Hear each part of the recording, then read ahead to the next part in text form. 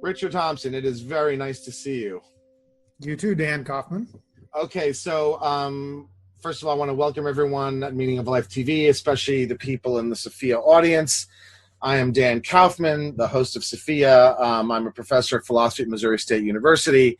I'm the editor and publisher of the Electric Agora, and obviously also host this program.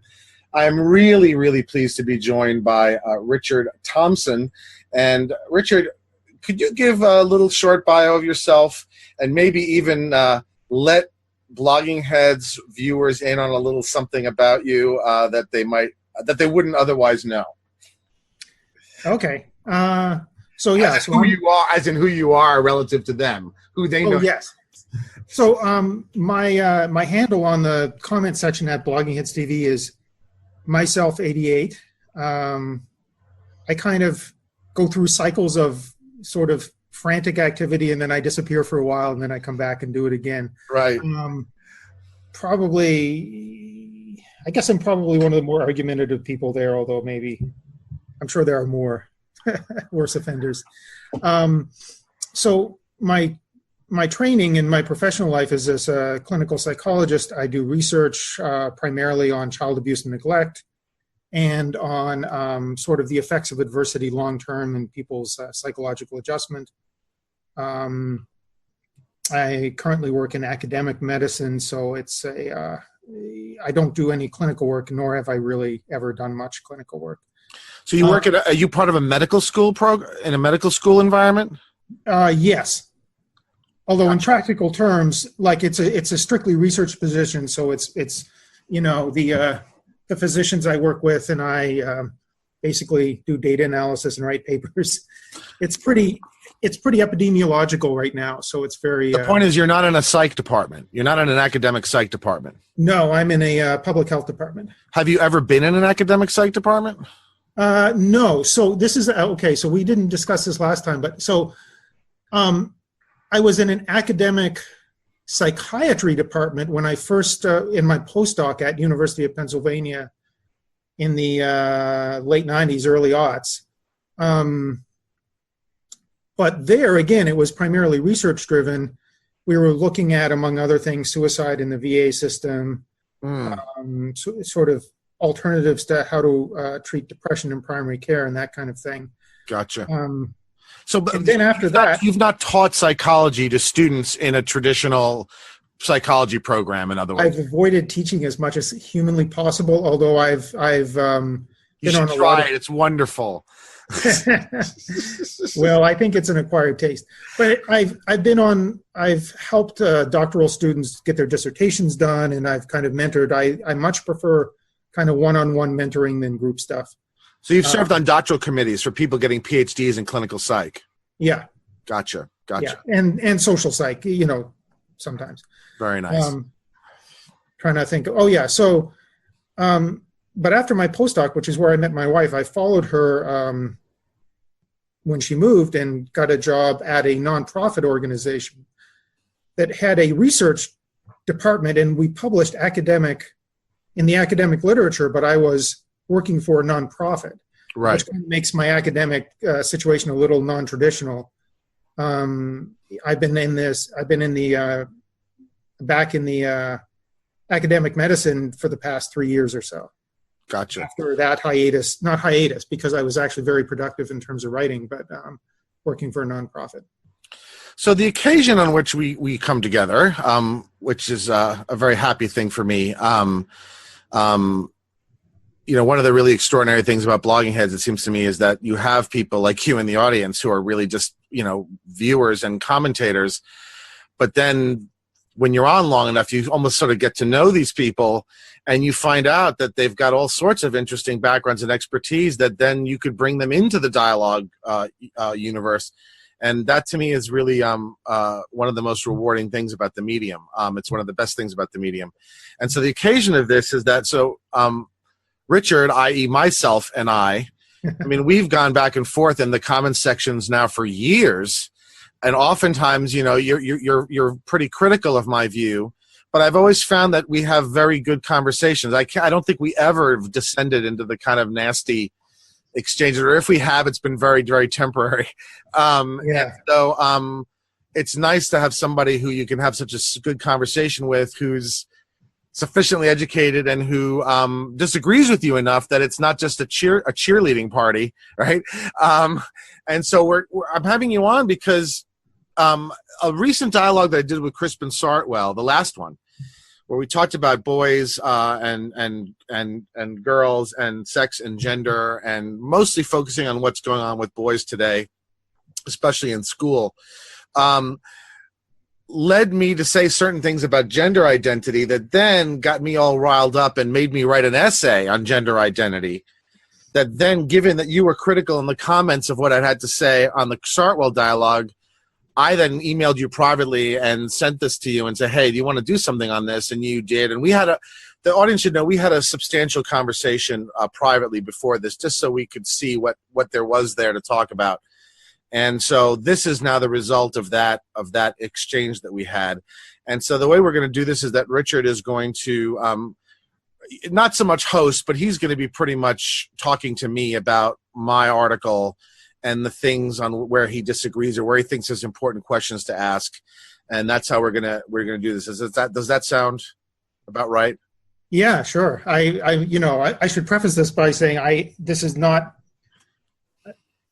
have no particular expertise in this domain at all. I just have opinions. So, but yeah. So, and I'm sure you're going to link to the article in the. Yes, I'm gonna hold on one second. I'm gonna close my window because I think noise. Yes, I'm going to link to the article, and as is often the case with these issues, the issues are moving so fast. There's already now been another sort of pretty substantial piece published by a philosopher named Kathleen Stock at the University of Sussex, who, funnily enough, I happen to know going back a long way because she's a member of the British Society of Aesthetics, and I used to give papers there in Oxford for years, and so I know her personally. She published an article just recently in the magazine called Medium, where she expresses a lot of similar criticisms to the ones that I do, as well as some others from a more traditional feminist perspective. So this issue is kind of in motion. It's very hot right now, and so I'm going to try to link to as many relevant things as I can in the link section, so that people can develop their own considered opinion. How do you want to start out? Do you want to just start out by me summarizing what the main argument is, or do you want to just start right in with questions and let people figure out what the argument is as we go along? Why don't you just kind of summarize, give like an elevator pitch of your article, just sort of in a thumbnail sketch, if there's a way to do that justice. And Sure. Then we can kind of move from there, if that's okay. Sure. So the thesis of the article is that gender identity, as opposed to gender expression and gender presentation, that gender identity is probably not a philosophically sustainable notion, not a philosophically sustainable ontological category, and that it also has proven to be divisive in a way that I think hurts the civil rights coalition rather than helps it. And part of what's led me to think this is what's now become a pretty vicious fight between gender identity activists and some traditional feminists and traditional gay and lesbian activists, and especially lesbian activists, because the issue is primarily surrounding trans women, and largely because, in my view, it seems that there's just it's a far higher percentage of the trans population are trans women as opposed to trans men. And certainly it's been the most high profile in terms of the conversation. It's trans women trying to get into all women's colleges. It's those sorts of conversations that have led to a lot of tension between a traditional feminist community and also the some sectors of the gay lesbian community. That's, in my view, been very destructive and threatens to break the civil rights coalition apart in a way that I think is dangerous. In my view, the solution to all of this is, as I typically think, good old classical liberalism and the traditional conception of civil rights. And so I'm advocating in the piece that we simply scrap the idea of gender identity altogether and simply retain sexual identity and then gender expression and presentation, and that we make a traditional civil rights argument for trans people that they should be completely tolerated and protected legally, and also make a moral case socially and culturally in their gender presentation and expression, and that should addresses all the relevant concerns, and thus we don't need to get into this divisive and, in my view, ultimately not really coherent argument about whether trans women are women, or whether trans men are men. Where that's an ontological statement, right? I just don't think that that's necessary to make the full civil rights case for trans people, and I think it has, in fact, become very divisive and has it threatens to destroy a good part of the civil rights coalition. So that's my motive, and when I can get into what the arguments are, but that's the point, right, of the essay. Yeah. Okay. No, and I think, that there's a lot there. Well, let's start with ontology, oddly enough. Sure. So, however you want. Yeah. Yeah. So because you kind of, this was prominent in your article, and I think it was part of a little bit of a misunderstanding when we discussed previously. So I believe you went as far as to say that gender is kind of ontologically not very useful. Is that right? Yes. I think sex is ontologically useful. I don't think gender is. I think gender expression and gender presentation are undeniably real, but I don't think that these constitute identities in the ontological sense. Okay. So there's this sort of parallel structure now that's being argued, that there's a sex identity and then there's a gender identity. And increasingly, the sex identity is being subordinated in the conversation, the public conversation, to the gender identity. And we even have a situation now where in certain legal dimensions, people are pushing to replace sex identity with gender identity. I know this is going on in Britain. And actually, Kathleen Stock's essay is specifically talking about some of what's happening in Britain, and where I gather that some of this stuff is much more advanced than where it is in the United States. And so, yes, what I want to say is that this dual identity structure of sex identity on the one hand and gender on the other hand is probably unsustainable, because I don't think gender identity is philosophically sustainable. And I also think it's been very divisive and has done damage to the Civil Rights Coalition. Okay. And I guess this kind of brings up probably the first point of departure, right? Because in reading your essay, when you say sex identity, you're talking biologically. Yeah, so it's chromosomal and phenotypic, right? I mean, so it's, sex identity cuts along the binary of the two things that we need to reproduce, right? Sperm and ova, right? Right. And then there is a very, very, very minute number of people whose chromosomal and phenotypical are confused or conflated or unidentifiable. And gender activists have tried to actually make this group much larger to sort of try to make more difficulty for the gender binary. But I'm persuaded by the literature I've read, and I do have a link to actually a technical paper there, that this is actually a politically motivated conflation, and that the actual number of medically credibly identifiable intersex is vanishingly tiny and so it really doesn't affect the fact that as a species we are a sex binary. That's how we reproduce, right? We're not asexuals. We don't reproduce like certain plants or like certain we reproduce by two distinct sexes, each contributing making a unique contribution that then results in a person. And that's what I mean by sex identity. And I think to try and deny it exists, in my view, is just bad science. I mean, I've seen gender activists try to deny this and say that sex is a social construct too. And I just think that that's just a lot of nonsense. And I don't know any serious biologist or person, who actually understands this stuff, who's not politically invested making such a claim. So I think sex identity is pretty unproblematic from a from just a basic sort of biological, anthropological, physiological perspective, right? And I also think it's important, right? It's important to have sex identity as an actual ontological category, because for reasons having to do with things like medical research, and also for things having to do with the fact that, in my view, women traditionally have been oppressed as a sex, not as a gender.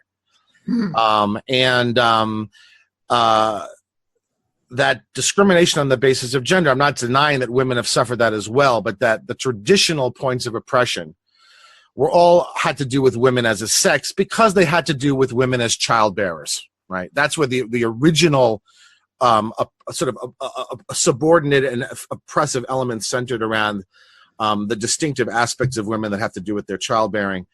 And so I think it's also important to have sex as an ontological category, because it speaks directly to the traditional oppressions that women suffered. And thirdly, I think it's important because without sexual identity, we can't make any sense of homosexuality. Homosexuals are not homogenderals. They're homosexuals, all right? And this has actually been a point of tremendous tension between the gay community and the trans community, where you actually have trans activists accusing lesbians of being transphobes because they don't want to sleep with people with dicks, right? And the trans activist argument is, well, trans women are women. So why wouldn't a woman want to sleep with another woman? If she's a lesbian, you must be a transphobe. And the answer is, because I'm not a homogenderal, I'm a homosexual, right? So I don't think we can make sense of the idea of homosexuality either, unless we have sex identity as an ontological category. Right, but sort of sexual attraction, I think, sort of sexual attraction orientation, that suggests something a little bit different than your definition of sex, right? Like, well, lesbians are attracted to people with vaginas, not people with penises. Yes, exactly. That tracks perfectly what I just described. Kind of. They're attracted, well, among other things, they're attracted to people with vaginas and not penises. But exactly, they're not necessarily like evaluating partners in terms of their reproductive position. They're not, but they're identifying partners by their phenotypical and physiognomic. They're not identifying them by their gender expression, right? At a certain point, that's probably true, yes. I mean, there's lipstick lesbians, there's butch lesbians. It's not gender expression that identifies the homosexual attraction. It's the general. No, it's physical. Yeah, but the point is, what I'm saying is, it's an attraction to the physical characteristics that go with being female. Right. It's not attraction to some sort of reproductive capacity per se, or at least not. Those physical characteristics are the female reproductive characteristics, right? Right, but okay, so you imagine a lesbian who meets somebody, falls in love, blah blah blah blah blah. If they discover that the woman had a hysterectomy because they had an early episode of cancer and they're not ever going to reproduce, that doesn't, for most people, unless having children is like really important to them, that doesn't change anything in terms of the attraction. No, it doesn't, but that's not a perceptible characteristic. No, that's right. Yeah. I mean, look, let's even just grant it. I don't see how it helps the case in arguing that homosexuals are actually homogenderals, right? Oh, yeah. No, that's not my argument. But. Right. So, but I don't see then how it tells against the idea that you do need sex identity to make basic sense of the idea of homosexuality, because sex identity is not just a matter of chromosomes, right? No, that's right. It is a matter of the entire phenotypical kind of characteristics that the person has. And yes, you can remove one of them, let's say a womb, which is internal and not visible, and so isn't going to play into sort of physical attraction, right? But you put a penis there instead of a vagina, and you're just going to get 100% rejection, right? I mean, from homosexuals, right? I mean, and the same thing with the other way around, right? I mean, now there are of course such thing as bisexuals, sure. But what the gender activists want to do is they want to really say that homosexuality is really homogenderality, which is why you've got now trans women claiming to be lesbians, right? And the lesbian community, a lot of them are furious about this. They're like, what on earth are you talking about? And not just that, they fought long and hard, right? I mean, part of this that I think that's happening is that a lot of the traditional civil rights groups that fought really hard in much, much worse circumstances than today are watching this now just get all reinterpreted in a way by a movement that isn't satisfied simply with civil rights protections, but now seems to almost want to sort of encroach or sort of co-opt, or to use language that people are now using, appropriate the traditional civil rights struggles. And I can understand why a traditional feminist who fought hard for women's colleges, or a traditional lesbian activist who fought hard for gay rights, would be really offended and find really obnoxious the current move to say, oh, well, we're women too, right? And so we can be lesbians and we can go to women's colleges. And you're a transphobe if you won't sleep with me, right? I mean, that's what I mean by the divisiveness of this new gender identity activism. It's causing a lot of damage within the civil rights coalition. And I think it's entirely unnecessary. You can argue for complete, full civil rights protections for trans people without having to say that they actually are women or that they actually are men. Sure. Although, well, let's just, so, you raised, so we're talking about activists, right? And activists who are sort of, from your perspective, pushing the envelope. No, we're talking about the public conversation about this. Obviously, we're not talking about every one of the tens of millions of people in their own private lives. No. But the public conversation, from your perspective, is being driven by activists. Well, of course, isn't it always for the most part? That's where I'm going, because, like in the late '60s, early '70s, or even earlier, like you could find lots of radical feminists who said lots of things that 98% of the population thought were really inflammatory and insulting and depraved even. That was just sort of part of what happened. And then the question is how much that defines the conversation rather than just sort of perhaps shifts an Overton window or something. Well, but the current activism that we're talking about is making significant inroads into the law, into legislation. Right. And into the, I mean, like I said, I mean, there's actually talk now of replacing sex with gender in the law and all sorts of categories of the law, which is going to completely transform the sort of the civil rights dynamics and the civil rights orientations. Right. And this is part of the reason why, gays and lesbians are alarmed, right, as well as traditional feminists are alarmed. One of the things that Kathleen Stock talks about in her essay is, well, wait a minute, we now have laws in place that are designed to make sure that we have female representation in various institutions, right? Right. Are we now going to say that those laws are now satisfied by people who have been women for 5 minutes, right? Because they identify as women? Are we now going to say that now I've met my affirmative action goals for women? Right. Right. In other words, this has real consequence. This isn't just people playing at something, right? Or just declaring something and saying, you have to agree with me or I'm going to call you mean names. This is now crossing over into law, right? And I can understand why gay activists and feminists are concerned about this, right? They're watching the civil protections that they fought hard for being transformed into something that it's not clear is going to have the same valence, right? Right. So so one dystopic future you might imagine is one in which all of these sort of set-asides for women are occupied by men who are calling themselves women or something like that? I'm not predicting anything dystopic. I try to eschew any sort of apocalyptic scenarios because I never... Okay, but... True. I think I would stand on what I said.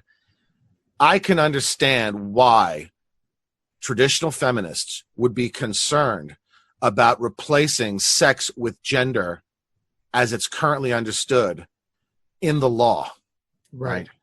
Because now you're going to be able to say, well, I should be able to enter an institution under an affirmative action law for women if I identify with a woman, even if I've only done so for a week, right?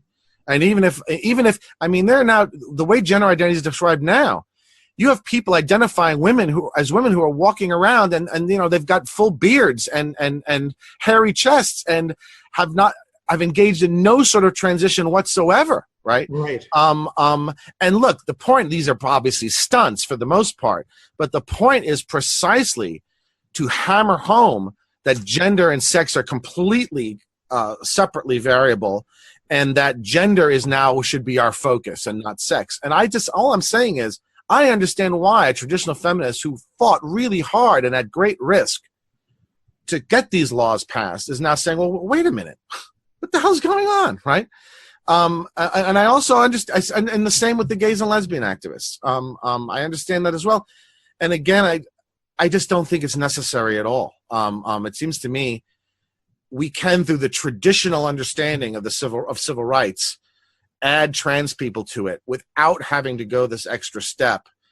And we haven't even addressed the issue yet. Why I also actually don't think gender identity is even philosophically coherent. I don't think it can be defended, right, as an ontological matter, because of the way that gender works. It's too inchoate. It's too overlapping. This is why, depending on where you look, the number of genders wildly varies. So, in the New York civil rights law, there are 51 genders. According to Facebook, there's 76. But actually, if you think about the way gender identity works, there are indefinitely many genders. No, and that's ontologically problematic, right? That's ontologically problematic.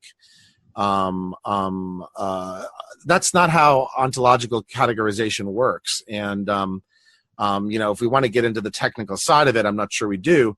The philosopher Willard Quine explained why the sort of ontological profligacy that you get with that sort of thing is incoherent. I mean, it ultimately gets you, in order for an ontology to be sound, I need to at least be able to do things like tell you how many of something there is, right? Right. And you can't with gender identity, because if you look at the definitions, right? Yeah. They just all have to do with minute distinctions of presentation and expression and stuff like that vary all over the place. No, you've got a variety of continua, probably on a bunch of different dimensions, and you're trying to put them in categories. I mean, I guess a very rough analogy would be something like tall or short as ontological categories. Right. They're not. Right. But they mean something. But it means something. But tall people don't constitute an ontological category. Right. Right.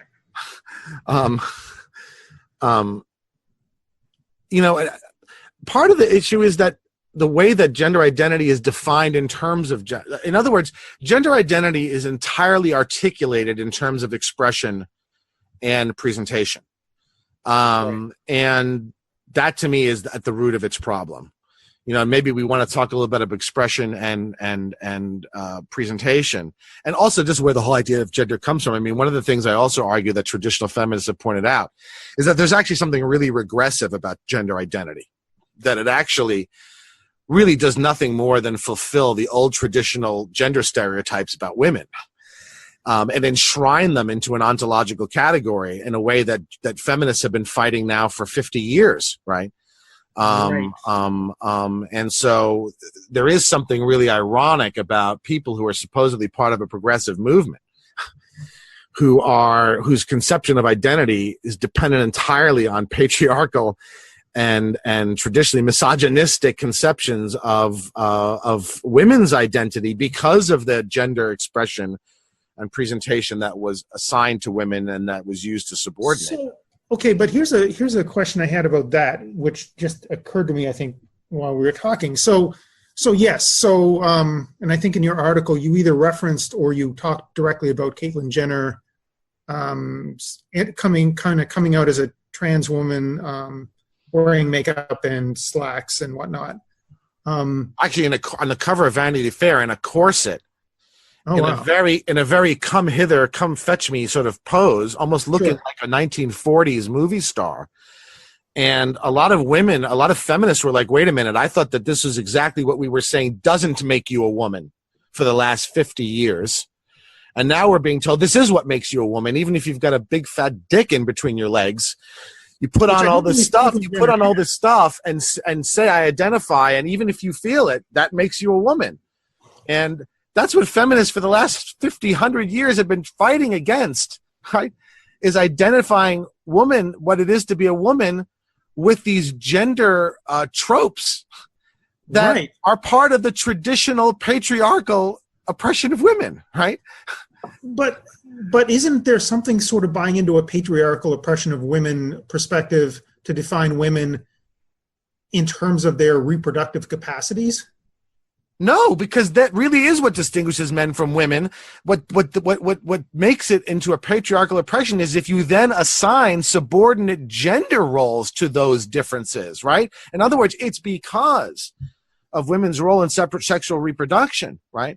That men assigned to women a set of gendered roles and presentations and norms and affects, right? That then were deemed subordinate, right? I mean, this is the whole point. I mean, I cite in the essay this wonderful relic now of the 70s by Marlo Thomas called Free to Be You and Me, which was a really powerful expression of traditional feminist opposition to patriarchy, that was designed to explain these things in a way accessible to children. And so what it is basically it's a record, it's an album. It consists of a bunch of songs and skits, etc. And you look at it and all of it is about the way in which we've assigned to men and women different gender roles. Yes. And we've deemed the women's inferior to the men's. And that, right, there's no, and so there's this wonderful stuff that the one I quoted, my dog is a plumber, right, or something like that. And it's all about this, how, we predict that the dog must be a boy because he's a plumber, and then he says, yeah, but he's terrible at throwing a baseball, so he must be a girl. And then the conclusion is maybe these things aren't what make you a boy or a girl. Right. Maybe boys can like playing with model kitchens, and girls can like playing with baseballs, and that's because what makes you a girl is the fact that you're a female, not that you wear dresses or talk in a sweet voice or like soap operas, right? And that's exactly what the gender identity of people are now saying makes you a woman, right? Is that you've adopted all of these gendered tropes that are just a manifestation of the very traditional assignments that feminists have been fighting against now for at least 50 years. And that's why I find it incredibly regressive. And a lot of the traditional feminists do too. This is not an argument I invented.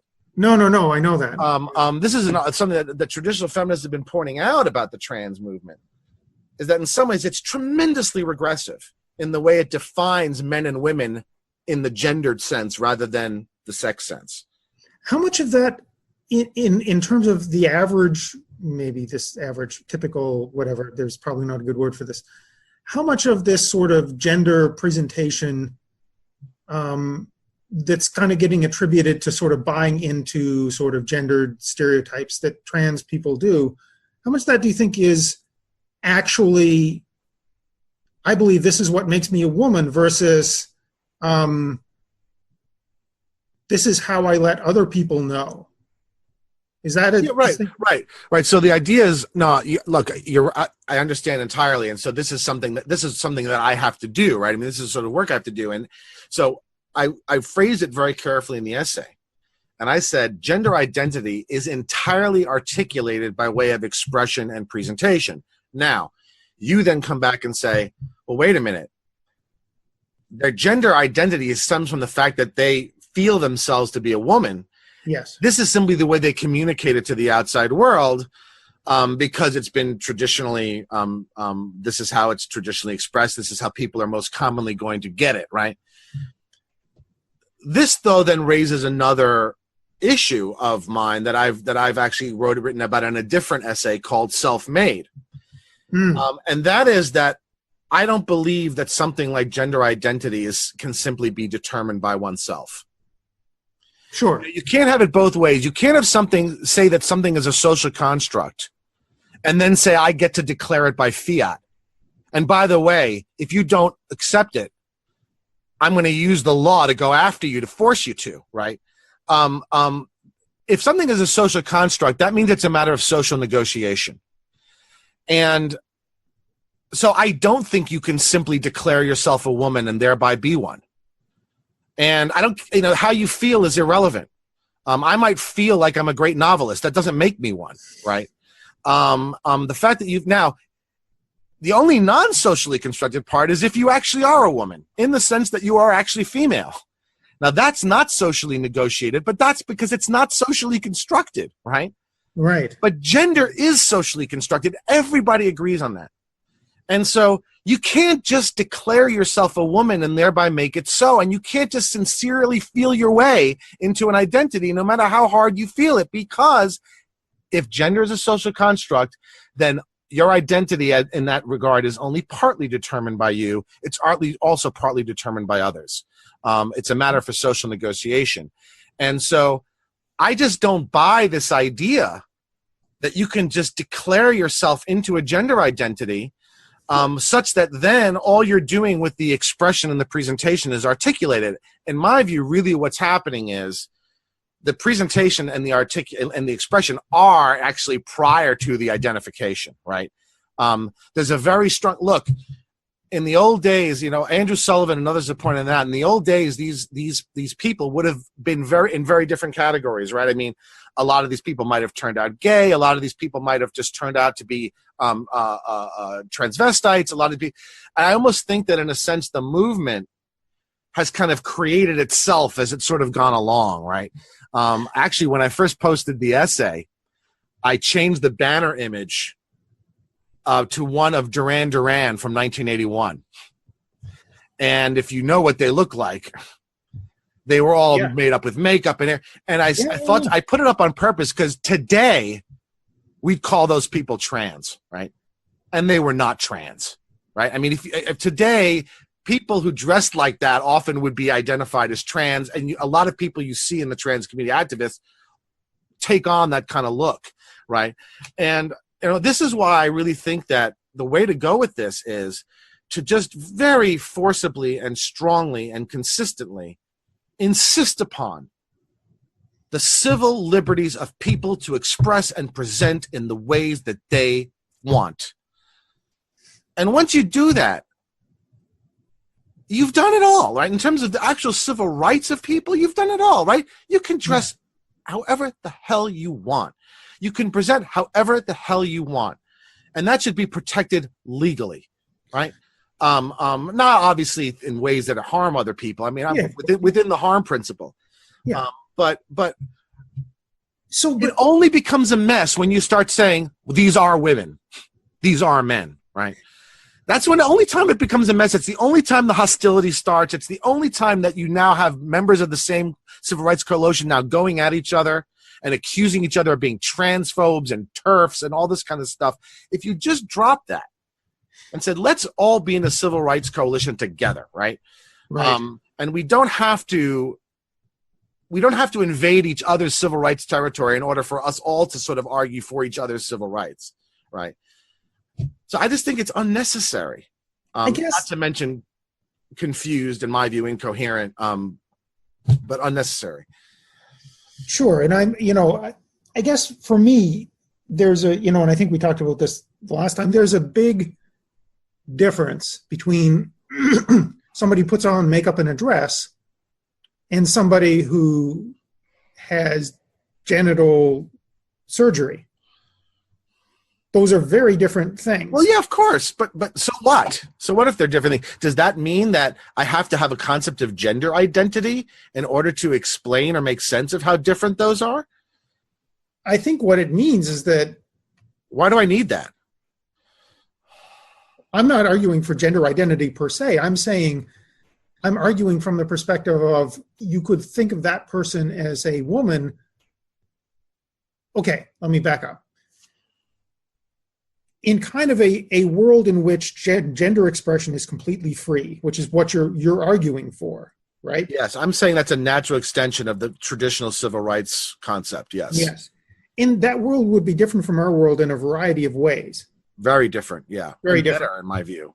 And I think I agree. We wouldn't abuse trans people in that world, right? No, you wouldn't. Right. But here's why you wouldn't abuse trans people. You wouldn't know who was trans. Well, you would in some cases, you would in others, right? I mean, it's hard to say what the world would look like. I know lots of, I had an ex who had like little patches of facial hair. Like that was just the way genetics worked for her. But, for somebody to say, excuse me, like it's just in this kind of world, like unless you're checking people's genitals or asking for their DNA, it becomes, you can imagine a world in which their kind of gender expression is completely free, in which for a lot of people it's very difficult to make assumptions about what sex somebody is without just asking. And it often doesn't matter, right? I mean, yeah, that's right. It doesn't matter. Yeah. So like the bathroom thing, right? The bathroom thing. Right. Oh my God. So we agree on. I think we agree on that. So look, I mean, I wrote another essay about this where I basically took the trans side of the argument. And I said, look, a bathroom is a place in which your engagement with other people is tremendously superficial. You don't get past the initial surface appearance. And so my suggestion for a bathroom policy is you should go in whatever bathroom you superficially most resemble, right? Because that's all anybody's going to see of you.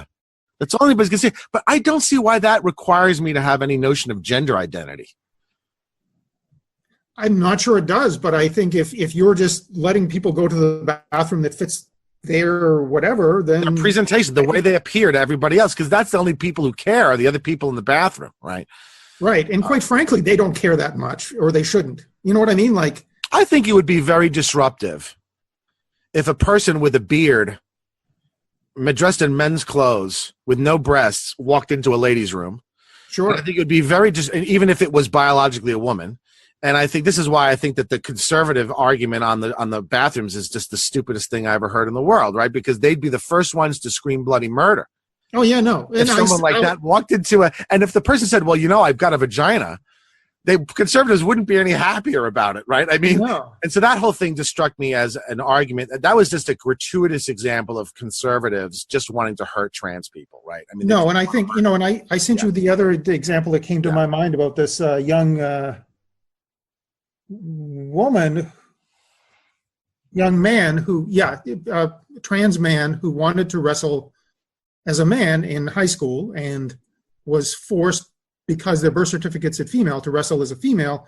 And then people were complaining. Bizarre. Right, yeah. And then people were complaining that this very sort of masculine looking person was winning all the wrestling matches.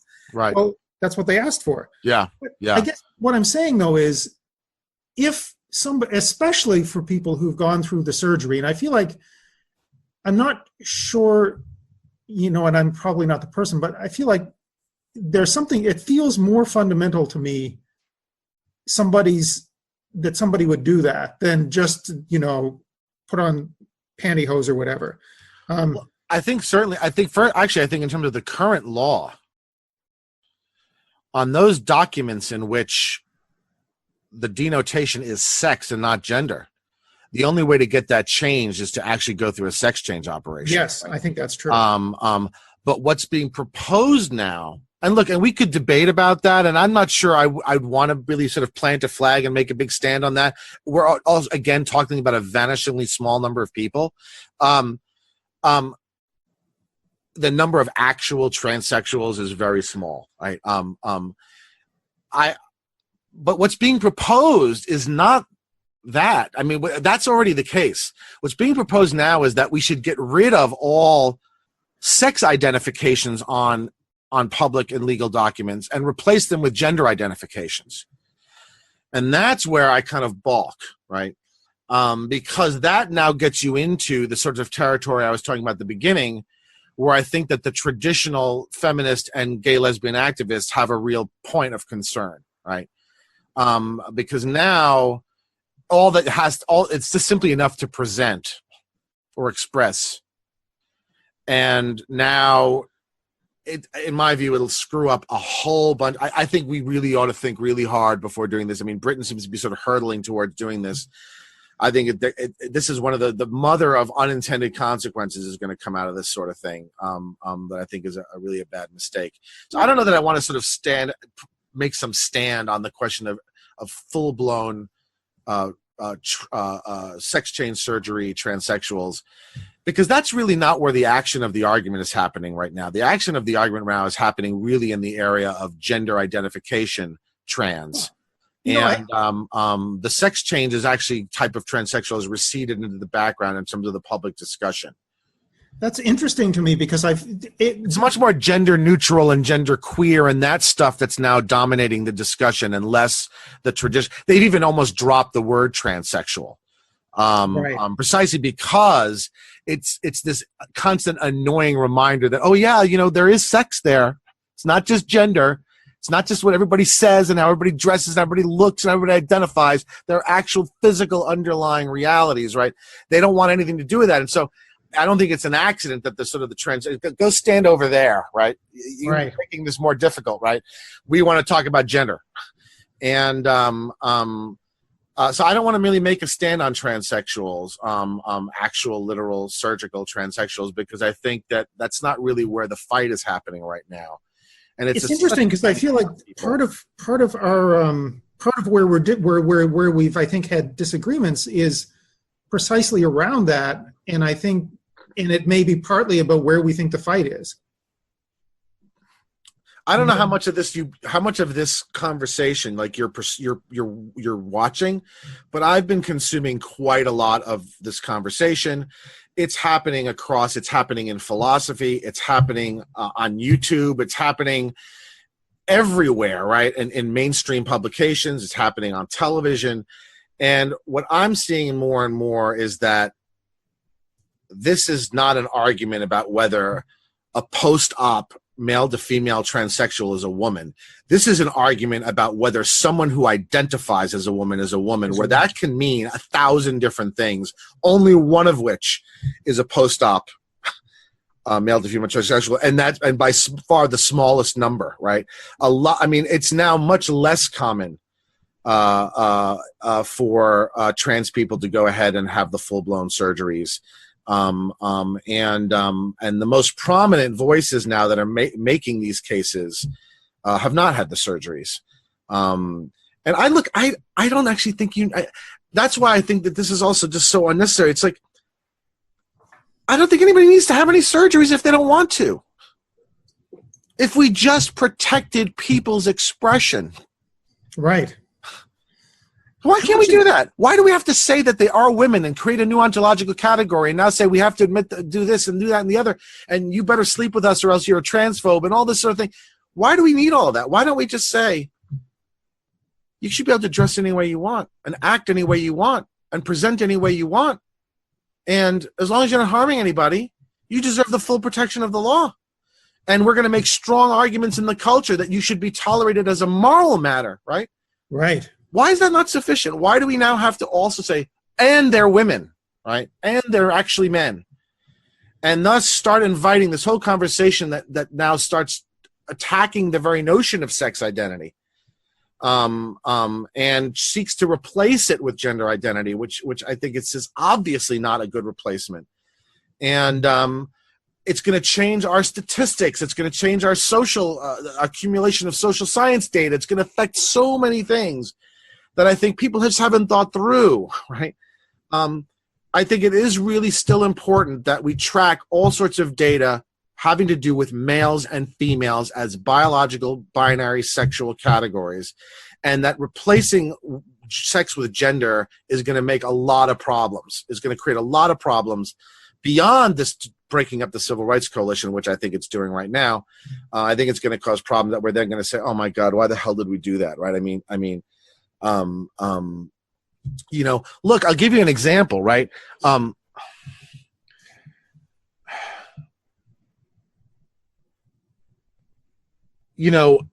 There's a reason to keep statistics of certain kinds, medical and others, on, let's say, American blacks versus American whites, right? Yeah. Doesn't mean we have to say that race is an actual identity, is an actual ontological category, right? Because it isn't. It's 80% bullshit, racist history and science, right? But nonetheless, there is a value to sort of tracking certain, because there's certain diseases that sort of track these populations, not because there's such a thing as the black race. Right. Yeah, no. Yeah. Well, and again, I think part of this is that there is some validity to the construct as kind of a proxy for some kind of social history or, shared experience, especially for the minority groups, right, that do have a coherent shared experience. Yeah. Yeah. I mean, I think the notion of African American is a much more coherent one than white American, right? Like, absolutely. Absolutely, because white American is just way too broad and expansive. It's like it doesn't ensure any kind of shared experience, right? No, exactly, exactly. And in fact, yeah, I agree with that. But look, I mean, if we want to talk now about experience, I mean, that's again a part of the feminist critique. It's like, look, trans people undoubtedly suffer all sorts of oppression. Sure, much of it quite vicious and violent, but it's not the same oppression that women have suffered, right? And there's almost this sort of, this intersectionality. I actually think this is, I'm probably going to write another essay about why I think intersectionality is destroying the civil rights movement, right? There's almost this need now to say, unless we can all empathize, we can't sympathize with each other, right? And I mean, it seems to me that the traditional notion of civil rights was precisely that I could sympathize with your plight, even though it has nothing to do with me, and I can't even imagine what it's like to experience it. And now it's almost like we want to say, we all have to have the sort of same shared experience of oppression, or else we can't be in a civil rights coalition together. And so we better say that trans women are women so that they can then be a part of the feminist movement, because otherwise, if we don't have all this shit, I don't understand why feminists and trans people and blacks and Jews can't all be in a civil rights coalition without having anything in common other than the fact that they sympathize with each other, and as oppressed people themselves, right, are inclined to help other oppressed people. I don't see why we have to start, right? I mean, it's almost, and I think in doing so, actually, you wind up disrupting the capacity for coalition, right? For civil rights political coalition. I mean, what you're describing sounds like the opposite of intersectionality as I understand it historically, right? Like, I mean, if you think about people like Audre Lorde or somebody like that, like the whole notion was that,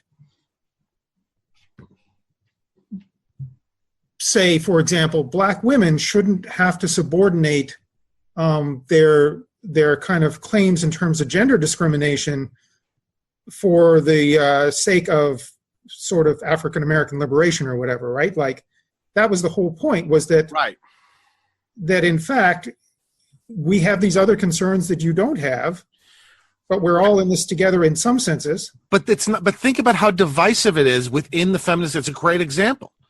You now have traditional, and they tend to be older, right? Right. White feminist women who are being attacked almost like you'd think feminists would attack a Trumper, right? Because from the perspective of being insufficiently concerned with the plight of black women. In other words, it's being used to sort of say that sexism and racism intersect in a way to produce a unique kind of oppression that black women experience, that now means that their relationship with white feminists in a coalition is now problematic and a source of hostility. And I mean, you go on YouTube, you can watch videos of these people. Oh, I can, at speakers, right?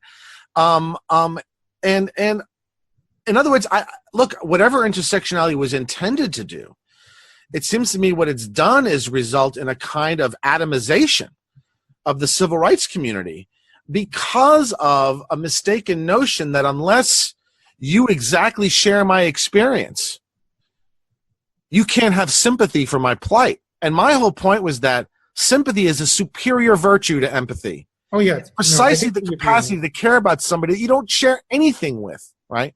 Right. And that sharing something with you shouldn't be a predicate for my caring about what the hell happens to you. And so I see intersectionality as having actually divided the civil rights community, not uniting it, right?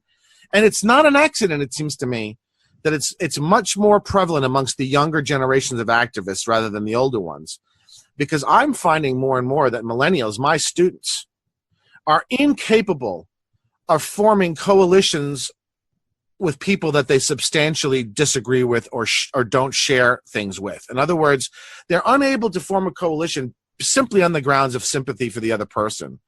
It's we all have to identify with the same things, or else you're actually a villain, right? And I think that this it has to do with the broader thing that's happening, a kind of a balkanization along identity lines that are increasingly fine grained in a way that I think is actually very bad for the Civil Rights Coalition. When you look at the photos of Martin Luther King marching arm in arm with Abraham Heschel, a Jewish theologian,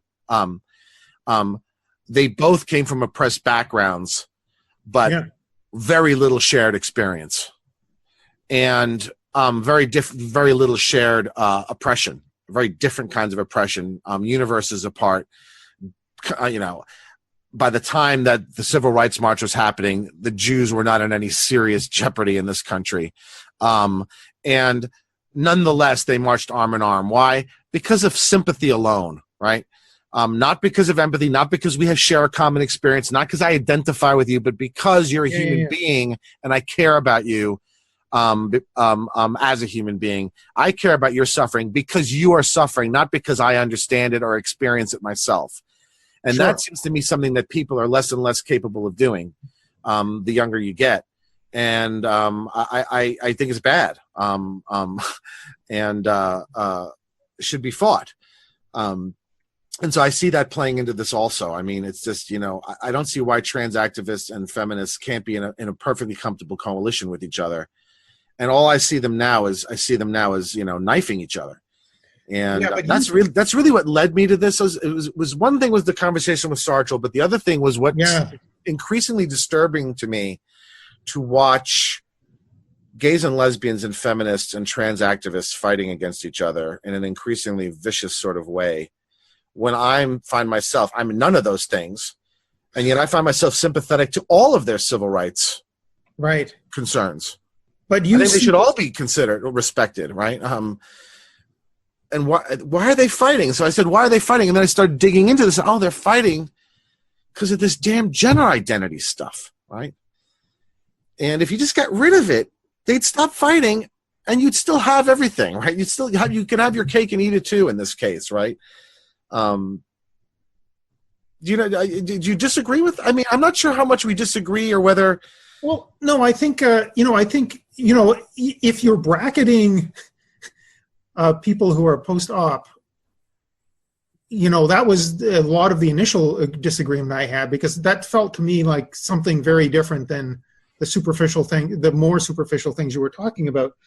Although I would say, and I probably need to look more at the debates, it seems like you have a clear villain in the debates between trans exclusionary radical feminists, or whatever more positive thing you want to say, and trans people. From your perspective, the trans people are being unreasonable and are kind of shouting down these sort of... Yeah, I don't want to say... I would resist putting it that way, and if it comes across that way, it's my fault, and I apologize for it. I think the villains, and I don't even like the word villains, I think it's an honest mistake, okay? I'm not villainizing people. I think this is an honest mistake. And as I say in the essay, this is freaking difficult. This is really complicated, right? And it involves a lot of subtleties. And I'm not in any way don't mistake my energetic present manner with certitude, okay? No. I identify the problem, I think, is gender identity activists. And they're not all trans people. For God's sake, in philosophy, we just had this absolute scandal with a young scholar named Rebecca Tuvel, who published an essay in the most prominent feminist journal, Hypatia, trying to make an analogy between transgenderism and transracialism. Racism, right? Rachel Dolezal. Yeah. The progressive community within philosophy, 99% of whom are not trans people, savaged this woman, went after her personally, demanded that the essay be retracted, trashed her reputation, and it was made all the more obscene by the fact that she's a junior faculty member. And a lot of these people going after her are very prominent people in the profession who can do real harm to her career, right? Thank God there was a strong backlash against this, but I'm not seeing much evidence that my increasingly profession I'm increasingly ashamed to be associated with has learned anything from this. So no, the people I think are making the mistake that's causing all this trouble are gender identity activists, and they are not all trans. They're mostly not trans people. I suspect most trans people don't care whether you say they're a woman or not. Right? In other words, I think most trans people just want to go get on with it, right? I mean, get on with their business.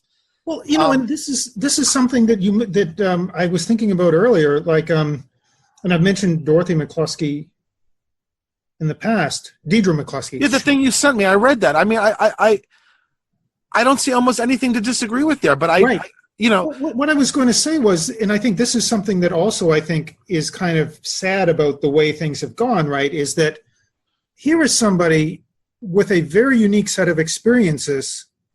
We'll link to that also, by the way, because I think we should. So people will know what we're talking about, yeah. And she, I've met her and I've talked with her, and, I know her a little bit. She's a really wonderful person. But what I was going to say was, here is somebody who has, and with whatever provisos you want to add, obviously substantial experience living as a man, and then substantial experience living for all intents and purposes as a woman. And if you don't know the background, she just seems like an elderly woman, right? She's in her book especially, she kind of talks about how a lot of the experiences, the way that people react to her, that she's noticed, it's kind of made her more aware of the more traditional sex discrimination that you're concerned with, right? That this is kind of a very sort of, it's not like, it's just, it has potential to, I think, be useful for a lot of coalition building if kind of treated the right way. Yeah. Yeah, look, any trans woman who's very quote unquote passable is going to get traditional sex discrimination against them, right? Because like you said, people don't look under your pants to see what the hell's in there, right? But when they go on the basis of your expression and your presentation. But I didn't get the sense from reading that. No, then that was just an excerpt. That there's anything there that insists upon gender identity being ontological in the way that I'm talking about. No. And or indicating that we should replace sex identification in all sorts of public and legal context with gender identification. I didn't get that either from the No, and that wasn't the point. I was just That's really all I'm arguing against. I'm really not arguing against I'm arguing for people's presentation and expression. What I'm saying is, don't turn that into something other than it is, right? And by the way, I don't even like the word trivial or superficial. So you distinguish, between post-op transsexuals and what I'm the more trans identifying as a matter of superficiality versus. I don't think there's anything superficial about people's expression and presentation. I mean, I think it's very important. I'm not accusing you of that. I want to make sure that people understand I'm not trivializing it. I think how people present and express is one of the main things that needs to be protected in a liberal society. Yeah, and I think what we agree on is that if in this kind of ideal world in which there's much more freedom in that domain than there is now, it's hard to predict how things shake out, right? Oh, yeah. I mean, it may be that a lot of people that are homosexual or straight, for that matter, are actually kind of making do with, if they had a partner who had a particular, if a partner was available to them who had a particular gender expression, who knows what they'd be attracted to in a world without as many constraints as they have. You know what I'm saying? Yeah. No, absolutely. Look, I think that if we really were serious about civil rights protections around gender expression and presentation, I think the whole landscape would look different. I'm not sure we can even predict how it would look. Yeah, no, but I I'm agree. pretty confident that it would look better in almost every regard, other than for reactionaries, right? I mean, who in my view, are not people I'm talking with because they're sort of hopeless. I'm not trying Right. to really convince them. I'm really trying to have a conversation within the liberal consensus. And And I for a long time, from my blogging heads, you've been around so long, we've talked so much there. I'm very concerned about the progressive movement within the larger liberal coalition. Yeah. And I don't think it's been good for it. I think it's what lost us. I think it's what cost us what would have been a natural majority. I think it's been politically hurt us. I think it's caused us to fracture internally. I think it's caused us to push people who should be natural allies into the other political camp. I mean, I just think it's been really damaging. And so I really this is part of a more general effort on my part to reassert the liberal within the liberal coalition, right? And maybe, the thing with the gender identity, I'm thinking about it more and more. It really is a part and parcel of what I don't like about the progressive movement within. I think we have enough identities already. At this point now, the work that needs to be done is civil protections for people's liberties, which means their speech, their presentation, their actions, the way they present themselves. In other words, the traditional John Stuart Mill. Right, we have enough, and so I don't think identity politics has been helpful. I think it's actually hurt us in terms of those those advancements of liberal civil liberties. I think it's actually hurt us. It's gotten us fighting about things that we don't need to be fighting about, and it's actually, I think, given the reactionaries all kinds of ammunition that we don't need to be giving them, right? Because frankly, we look ridiculous, we look fractured, we look, there's just a huge portion of the population that's simply never going to go with this. And this being this gender identity stuff. And so it actually is retarding our ability to make the civil rights case, the civil liberties case, right?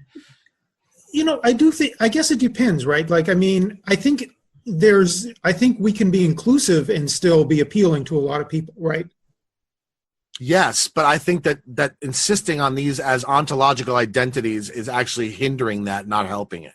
Right. So there was this. I'm not going to convince some guy in southern rural Missouri. Sure.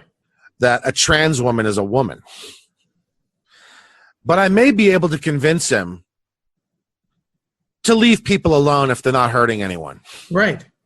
And the problem is the conversation is now being so drowned out by that first conversation that it's much harder to have the second one, right?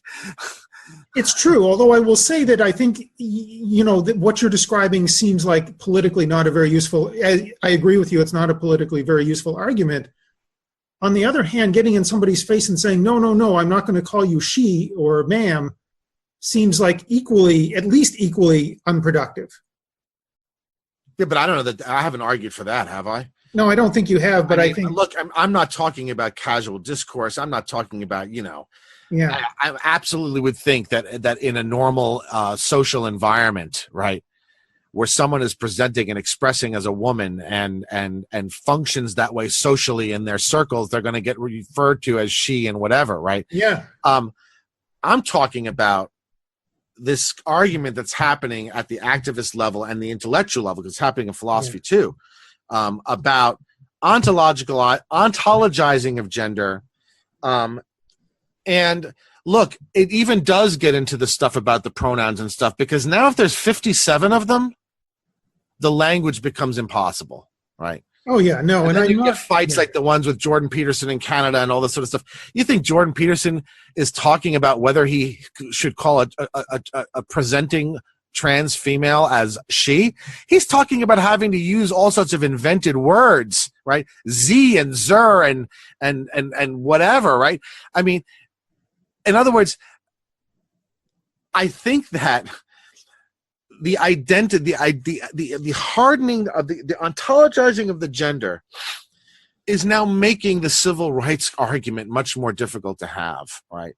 And it's introducing into it sort of absurdities that are making it harder.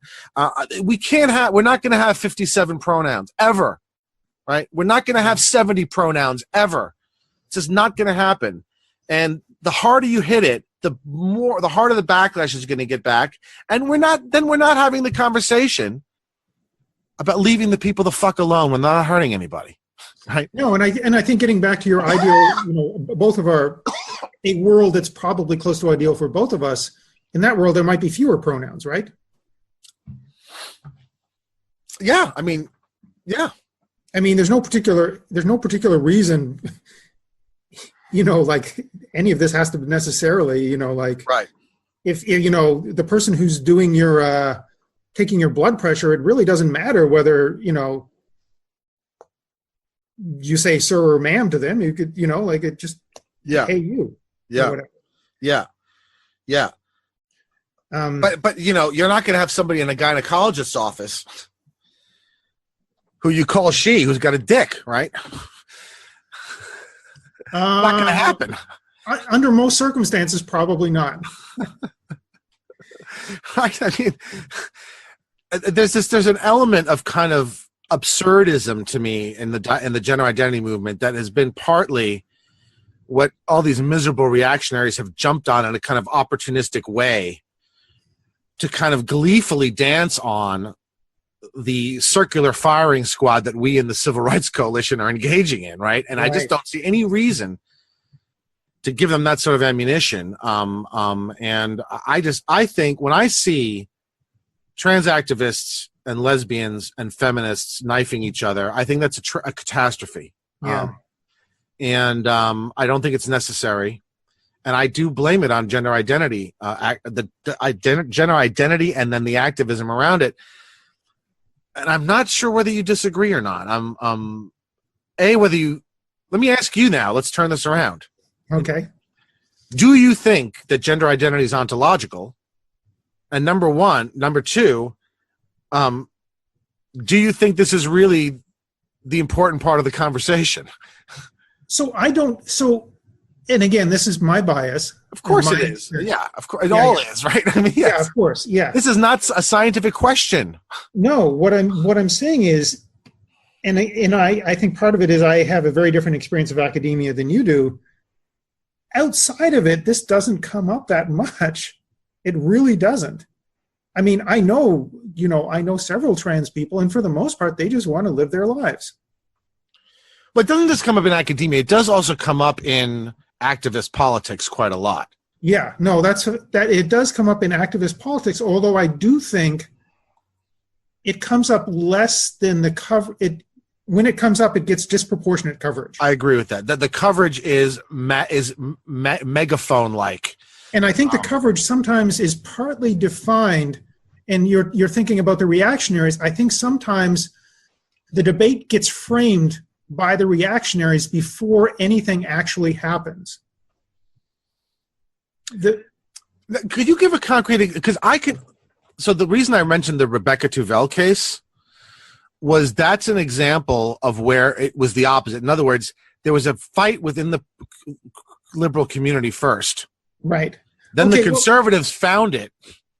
Yeah. And ran off with, look at these ridiculous academics, blah, blah, blah, blah, blah, blah, blah. Sure. Look at these ridiculous liberals. Blah, Okay. blah. Could you give me an example of where it's the other way around, where we're allowing ourselves to be led around by the reactionaries? Okay, and you may disagree with my characterization, but this is my perspective. Okay, Yeah. So I'm originally Canadian. I maintain a lot of contact with a lot of, like, all of my family, and a lot of my friends are in Canada. I visit very often. That's my passport. That's where I'm from. The Jordan Peterson notion that, like, there's this rampant drive to force people to say Z and Zer and Zen or whatever, that I've only heard of that through Jordan Peterson. Well, you did. I don't know if you watched. Did you watch the Canadian Senate hearings on Bill C-16? Because they were televised. I did not watch those. Yeah, so I mean, it's like an American Senate committee hearing, Sure, right? sure, I mean, they brought in expert witnesses, and Peterson was one of the people they brought in. to speak to this Senate panel that was considering this bill, right? And so, and look, I mean, to be fair, there were people on the progressive side who agreed with Peterson that this is exactly what the bill was designed to do. In other words, there's a very prominent video, and I'll probably link to it since we're discussing it, by the head of the head lawyer for CUPA, which is the Canadian Public Union of Public Employees, right? So this is not a small job, right? So the head of CUPA, the legal head of CUPA, went right on video and said the reason why you ought to use the right pronouns is because it's the law. Now, maybe she was wrong, but you can't blame someone like Peterson for thinking that this is exactly what the law was going to do, was going to criminalize or legally penalize people for refusing to call people Zer and Z. Now, indeed, if it turns out not to be the case, then he was wrong. But I don't know that it's fair to say that he just made this up out of whole cloth or that he was hallucinating, because you had some of the top, most prominent people on the gender activist side saying that that was what the result of the law was going to be, right? So I feel like correct pronoun is doing a lot of work there. So you're saying Zer and Z were what were being mandated, not calling somebody who presents as female she? That you were required by law that under the discrimination code now, it would be included that if you did not use a person's preferred pronoun, you would be subject to legal action of one kind or another. Now, that doesn't just mean she and he. That means preferred pronoun, meaning all the preferred pronouns of all of these 57 or 70 genders. That's what the law was written to say, and that's what the CUPA lawyer said it was written to say. And Peterson, I think, rightly objects that that's just not how language works. Language works through a process of cumulative developments in common usage. And he's even said on record, if we get to the point to which these are ordinary parts of the common language, then of course people will use them, right? But the idea that you could, by way of law, say by fiat, now you're gonna use whatever gender pronoun, even if it's not a part of any common ordinary language, on threat of legal penalty. Now, look, I think that is something that's reasonable to react to. Now, again, if it turns out that the law doesn't do that, and there's now indication that, because with laws, ultimately you don't really know what they're going to do until the courts interpret them. No, that's true. And so everybody talking about it beforehand was guessing. Sure. But all that I'm saying, and I'm not here to defend Peterson. I mean, there's a million things wrong with him, right? But on this, I don't think it was unreasonable for him to think that was going to be the effect, if only because lawyers on the other side were saying that's what the effect was going to be, right? And like I said, particularly that the chief lawyer for the Canadian Union of Public Employees said this in a video that was broadcast, right? And so, which I'll link to because it's very, very clear. She says it flat out. The number one reason why you should use people's preferred pronouns is because it's illegal not to. She says it. Sure. And any civil libertarian should be, any civil liberty person concerned with civil liberty should be very concerned about that. The government is now going to mandate. Right? It's one thing to say I can't yell fire in a crowded theater. It's another thing to say you better call him Z, or there's going to be legal sanctions brought against you. Right? That's a very different thing. Right. And something that, as a classical liberal, I could never accept. Right? I mean, that's just a bridge way too far for any government to do. Right? I mean, yeah. Like I said, I need to look into it because that again, preferred pronouns mean something different to me than Z and Zer. But preferred means whatever the person prefers. Meaning, if they're gender queer and don't want to be called she or he and want to be called Zer, you have to call them Zer. Otherwise, it's not gender preferred, right? I mean, gender preferred means of any gender, preferred by any gender. Now, somebody who's gender non-binary doesn't want to be called he or she, right? Sometimes they want to be referred to by plural pronouns. They. Yeah, which go try and write something doing that and see what a mess you get, right? And what kinds of confusion you wind up in in terms of just communicating even the most simple idea in a paragraph, right? Of how confusing. And so I don't think, look, I don't want to get us way off, and we're probably already anyway way long, but No worries. I don't want to get us way off, but I do think that I don't even think we'd be having that conversation if the focus wasn't so hard on gender identity. Right. I think people now have taken this now as such a crucial part of themselves that they now are acting as if it's a crucial part of themselves. And that's where you get some of these crazy kind of developments, right? Legal developments, that sort of thing. Well, this is what I really am, and so you better call me. And it's like, wait a minute. There's a what you really are in terms of your sex, right? And then there's the gazillions of ways that human beings want to live. And why don't we just protect those? Sure. As long as you're not hurting anybody, right? And then maybe it wouldn't just be such a thing that people felt they had to so fiercely defend, right? And lead us into these weird places where we're not going to have to memorize all sorts of crazy pronouns and make the English language ridiculous and unwieldy and ugly. And I mean, you can imagine trying to write poetry like this, or trying to write, you know what I mean? I mean, it's just people that don't even think this through. You just can't invent words and change language like that. It doesn't work that way, right? Yeah, no, and honestly, I think the danger of that actually being... Yeah, it's not going to happen because it's right. It's not going to happen, right? I mean, right. But I guess that's kind of a softer statement of my position, which is that this is not going to happen. Right. So why worry about it? Well, not necessarily. Yeah. No, and I understand your concerns. I just think if you're thinking in terms of the odds of the bad thing happening, if you overestimate the odd of the bad thing happening, you'll choose fights differently than you would.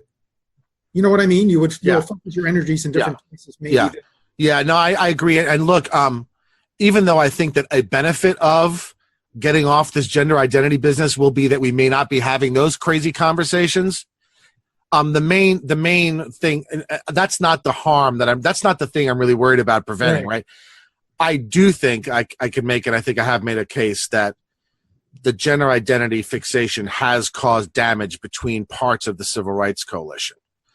I do think that because if what a woman is a matter of presentation and expression, then lesbians are transphobes if they refuse to have sex with, and that then is that then cuts pretty deep. It creates insult and hurt feelings on both sides. It gets them when they should be on the same side, right? You know, and I guess maybe there's the psychologist in me. I feel like a lot of these interactions, they're kind of maintained on both sides a little bit. Oh yeah, absolutely. But you don't think it's because of the proliferation and the fixation on identity?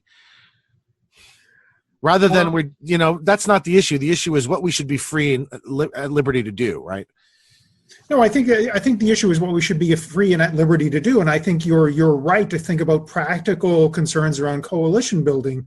I just think if we're thinking practically around coalition building, and again, these are, as with you, like I am not in the position of either side. I am neither a female. You're neither trans nor gay nor a female, right? Right, exactly. Nor are you, as far as we know. Right. So right. So it's hard for me it feels weird for me to say, oh, you should be doing this and you should be doing that. But as an outside observer, the same way your position is, it seems like, yes, if you want to think about the ways in which sort of older feminists get yelled at about things, but then, and you understand the response when you're yelled at is to yell back. I totally understand that sort of instinct, but it just hardens things on both sides. I agree. I mean, look, I agree with that.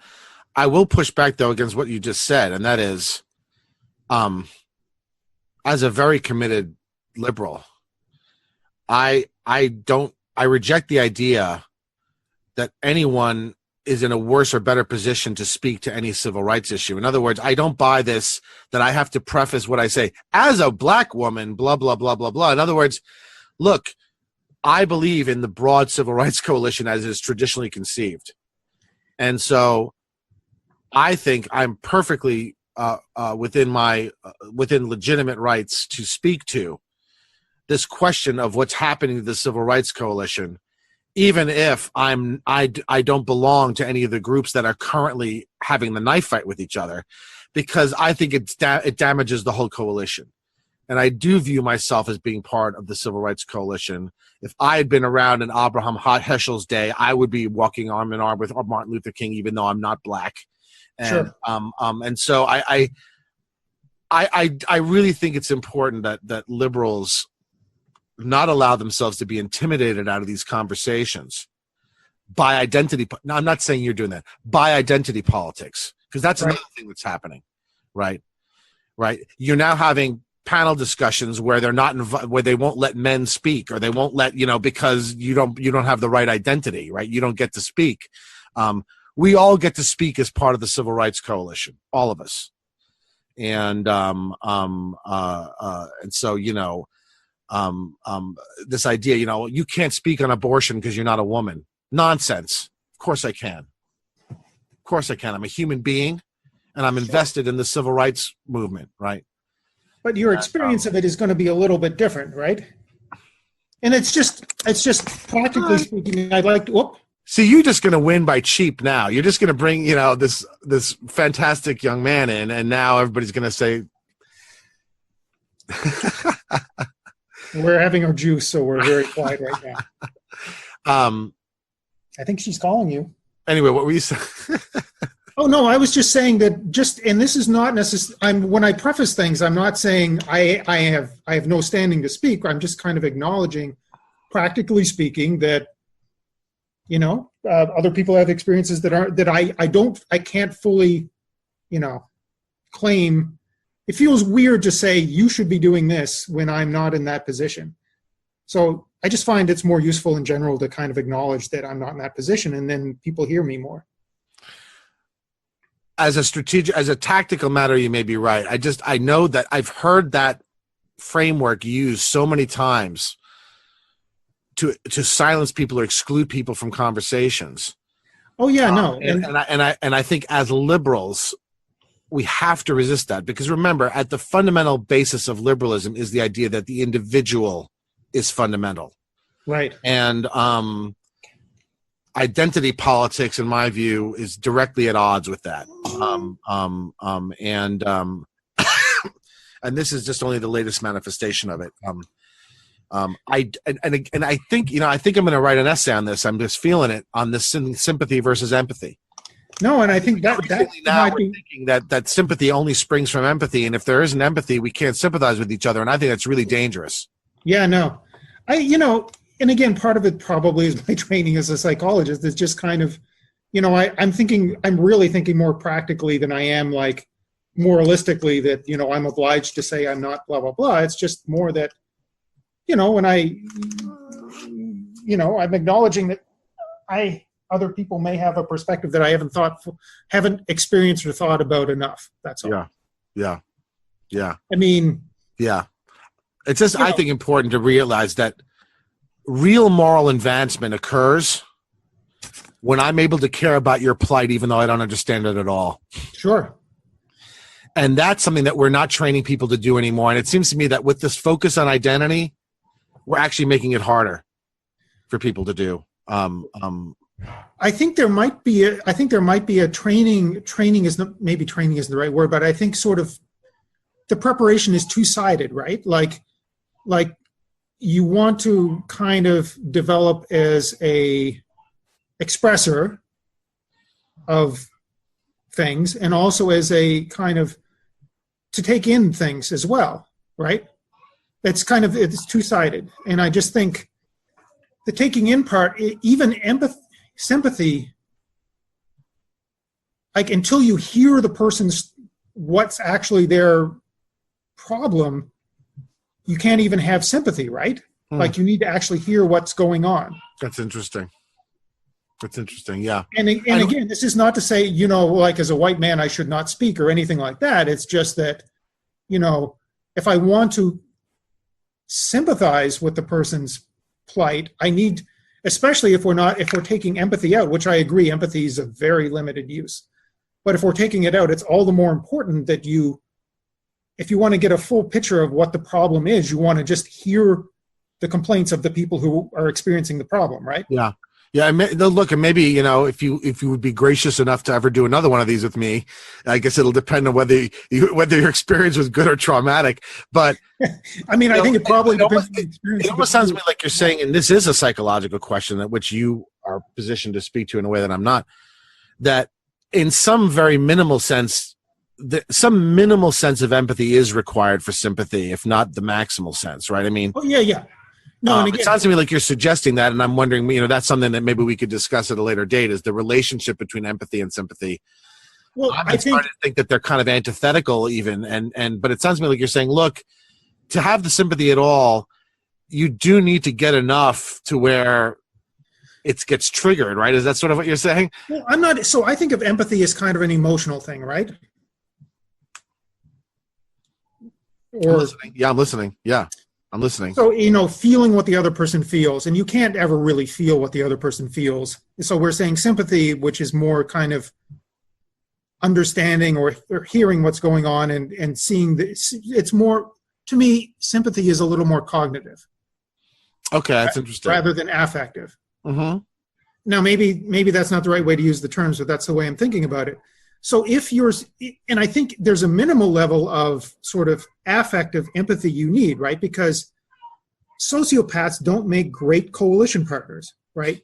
Like if you have zero empathy. That's an understatement, right? You don't care if the other person lives or dies. You don't care about anything that happens to them. Obviously, there's some minimum level that's required, right? But beyond that, what you need is you need to have some level of caring about the other person as a human being, which can be theoretically derived or cognitively derived, but you also need some awareness of what the actual problem is. So the people who were marching with Martin Luther King Jr. had read the news, had heard speeches, had seen what was happening. They were getting information about what was happening, right?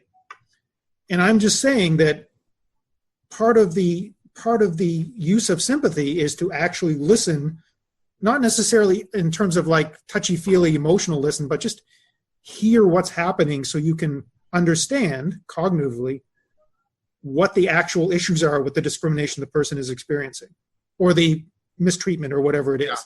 Yeah. So that's how I think you're using sympathy or something like that. Yeah. And that's how I'm using it as well. Yeah. And so when I'm talking about listening as part of the thing, it's more that it's being in a position where you're open to hearing, and you can hear it and disagree. You can hear it and say, if people are following you around in a store, that's not the biggest problem we face, so let's not worry about that. You could make that decision, but you first have to hear what the actual problem is. That's all. It seems it's trivial in a way, I guess, but it just feels like you need a little bit of empathy, but the main thing you need is this capacity to listen and then process in some kind of. I'm actually interested in then what the result is of the listening that then engenders the sympathy, and whether an argument can be made that it has to result in some empathy in order for the sympathy to be triggered. But I have to think this out more, and like I said, I think I'm going to do an essay on it. Sure. Maybe we could do another dialogue at some point on the relationship between empathy and sympathy, which sure. I don't know how much of the psychological literature on that you're familiar with, but even if you're not, you're in a better position to interpret it than I am, what's out there. And so maybe if I write this essay, I'll send it to you, and then maybe if you think we could have a productive conversation, we could talk about it. Sure. So. I have a lot of free time, and I'm quite happy to talk anytime. I think. Well, not everybody on Blogging Heads comments. Not everybody who comments wants to be a dialoguer. You know what I mean? And so I never assume that. And you're a very kind guy, and so it's like I want to make sure that you're not just doing this like to be nice to me in the sense that I asked you. I don't want you to do stuff you don't enjoy. So I enjoyed this very much. Yeah, me as well. Both this and the previous conversation, which was not recorded, right? Kind of sad, but that's fine. Yeah. I enjoyed this as well, and I'm happy to do it anytime. You're literally. I mean, within my calendar, but anytime. Right, obviously. Yeah. Well, thank you, Richard, myself, and now everybody knows what a great guy you are. If they couldn't tell from your comments, and Yes, yelling at Glenn Lowry is always a sign of a great guy. that's right. And thank you really a lot. And I will be well, and I will talk to you soon. No, thank you, Dan. I really appreciate it. And like I said, in email, I'll say it publicly. I was pleasantly surprised in general by your essay, which is maybe why this conversation wasn't as much like a debate as it could have been. So. Yeah, but it doesn't have to be. I mean, I think you brought out a lot of stuff. We brought out things that otherwise would not have been there. And I think you pushed it enough that it kind of forced clarification and maybe some development in some areas that in the essay are only sketched. So, I don't know. I feel a little bit like you and I and I felt this way already in the conversation. We have a weird relationship in the sense that it seems like we disagree quite a lot. But there's a very simpatico kind of interaction. I don't know what it is. Well, I think that there's disagreement on a very constrained set of things, which happen to be what we're talking a lot about in the comments section. But I think we also have a lot of shared assumptions about the world. Yeah, I think that's probably right. Well, thank you very much, and I will hopefully see you in these parts again. And Sure, it was nice to make a new friend. Likewise. All right, take care. Have a good day, man. Bye-bye. Bye.